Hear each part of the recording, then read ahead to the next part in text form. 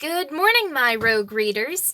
My name is Erin Rogoff, and welcome back to my BookTube channel, where books are the topic of discussion all day, every day. And in today's video, I have printed out a little list of questions for a BookTuber during COVID-19. First question. What was the first book you read after COVID-19 began?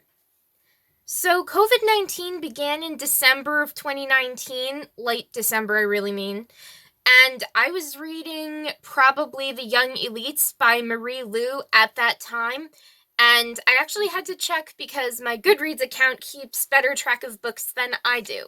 Second question. What were your top 10 go-to books to read during the start of COVID-19 and quarantine up to now?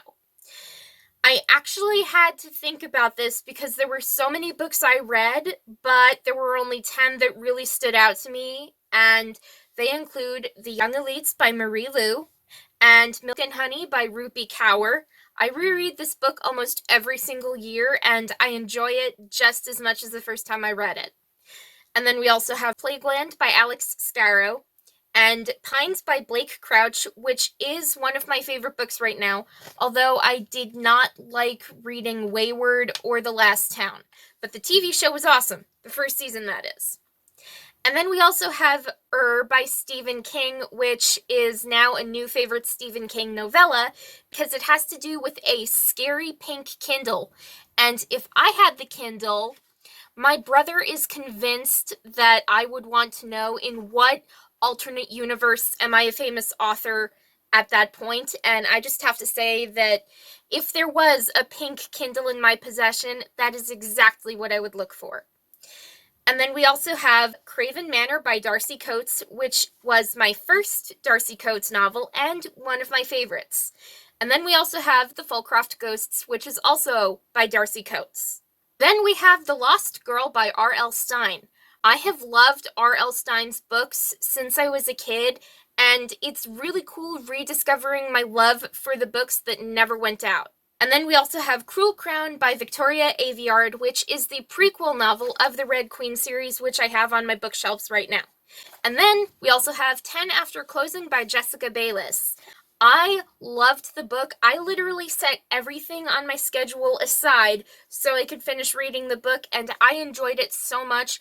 I want a sequel. So, Jessica Bayliss, if you are watching this video right now, please give me a sequel. I would love to read it. Another question. What did you do to stay sane during the quarantine? Sane is a very vague word because there's people normal, and then there's Erin normal, and then there's crazy, and then there's Erin crazy. So, me being me, normal Erin is still on a normal person's level of crazy.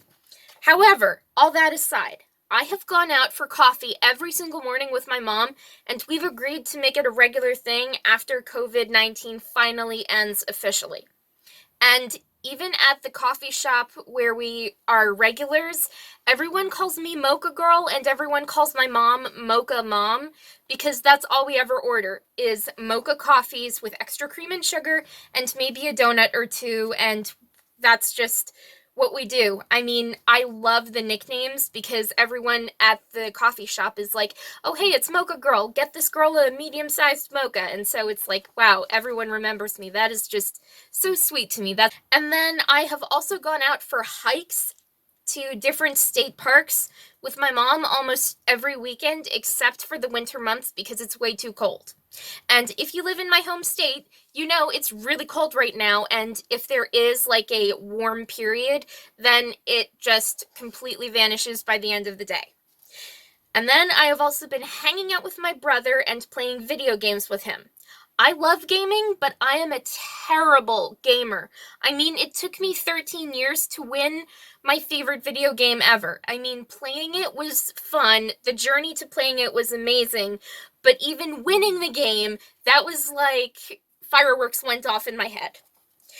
And I actually think that I get more fun out of watching my brother play video games than actually playing video games myself, because in one of the shooting video games that my brother and I love to play, I found a glitch where the gun went up and I shot myself in the head, and my brother could not stop laughing, neither could I, but ever since that time, I stopped playing video games that involved shooting because I don't want to find that glitch again, even though it was hilarious. And then I've also been writing and editing my fantasy manuscript nonstop. And I've sent the manuscript out to different literary agents, so I hope in 2021, sometime this year, I can find an agent and then continue on the publishing process. And then I have been reading, but we all know that's something that I have always done. Another question is, what movies did you binge watch with your family during quarantine? I have seen all the Hobbit movies, extended editions, all the Lord of the Rings movies, extended editions. I will never watch the theatrical version again. And I have also watched all the Life episodes and Blue Planet and Earth. My family loves David Attenborough, especially my dad. I mean, if David Attenborough is narrating anything, my dad will watch it. And then besides that, we have seen all the Star Trek original series episodes, so my message to Spock is marry me. I would marry him in a nanosecond. Whip me around the sun because I would love to go to the 23rd century and marry Spock. Moving on to something a little different than Star Trek, I have also binge-watched all the Sherlock Holmes episodes starring Jeremy Brett from like the 1980s. I love that series, and I think that Jeremy Brett actually played the best version of Sherlock Holmes ever. And then I have also seen my favorite episodes of Mystery Science Theater 3000 with my mom and brother. We laugh like hyenas in hysteria. It is just that funny to us. I know it's not PC, but we still enjoy it. And then another question. What was or is your favorite thing to do during long days at home with your family? So my days are pretty packed with different things, so I'm going to just say the basics. In the morning, I go out for coffee with my mom, and then we either drive to the beach or come home and watch the Try Guys. And then in the afternoons, I work on my fantasy manuscript, I contact literary agents, I check the news articles that I'm interested in, such as any updates from NASA and no politics whatsoever. I also take my dog for a walk, and I make and edit videos like I am now, or I read books. And in the evening, I have hot cider or hot cocoa with my mom, watching movies and having reading parties. And that's basically just where we sit down with a cup of cocoa or cider or coffee, and we just read till we're exhausted, and then we go to bed, and that's pretty much it. And in the night hours, I read until I can't keep my eyes open anymore, so that can be anywhere from midnight to 3 in the morning, and then I wake up at 8, and then the day starts all over again. Final question. What is the first thing you'll do when COVID-19 is officially over? I will have a mask burning party with my family, my friends, and my neighbors. It started out as a joke with my former coworkers, but I actually want to do it now, so I can't wait for the day where I'll never have to wear a mask again, just because I am so sick of maskne and just not seeing people's smiles. I really miss that. Like this video now if you agree with me that you miss smiles too.